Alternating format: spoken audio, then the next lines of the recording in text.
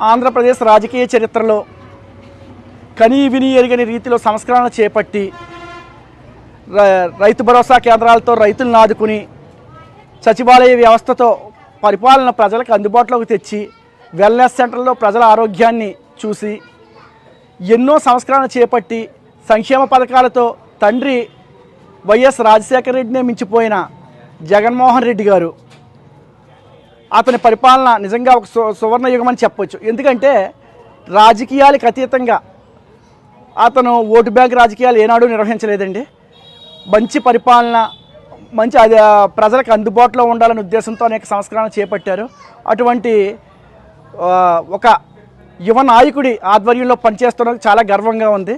ఈరోజు అందరికీ కూడా మాకు అందరికీ పండగ రోజు లాంటిది. జగన్మోహన్ రెడ్డి పుట్టినరోజు అంటే ఆంధ్రప్రదేశ్లో ఉన్న వైఎస్ఆర్సీపీ కార్యకర్తలందరికీ పండగ రోజు. మునుముందు కూడా వైఎస్ఆర్సీపీ పటిష్టత కోసం జగన్మోహన్ రెడ్డిని మళ్ళీ ముఖ్యమంత్రిని చేయటం కోసం సాయశక్తులా ప్రయత్నిస్తామని, మా వంతు వైఎస్ఆర్సీపీ విజయానికి జగన్మోహన్ రెడ్డి గారి ముఖ్యమంత్రిని చేయటానికి కృషి చేస్తామని ఈ సందర్భంగా తెలియజేసుకుంటున్నాను. ఆంధ్రప్రదేశ్ మాజీ ముఖ్యమంత్రి వర్యులు జగన్మోహన్ రెడ్డి గారి పుట్టినరోజు శుభాకాంక్షలు తెలుపుతూ, ఆయన ముఖ్యమంత్రిగా ఉండగా ఎన్నో సంక్షేమ కార్యక్రమాలు ఎంతో మంచి విధానంతో మంచి మంచి కార్యక్రమాలు కొనసాగించారు. అలాంటి జగన్మోహన్ రెడ్డి గారు రానున్న రోజుల్లో మళ్ళీ ముఖ్యమంత్రి కావాలని మనస్ఫూర్తిగా ఆకాంక్షిస్తున్నాం.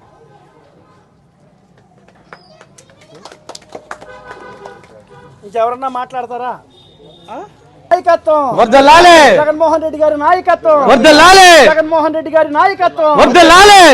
Happy birthday Jagananna, happy birthday Jagananna, happy birthday Jagananna, happy birthday Jagananna, happy birthday Jagananna, happy birthday Jagananna.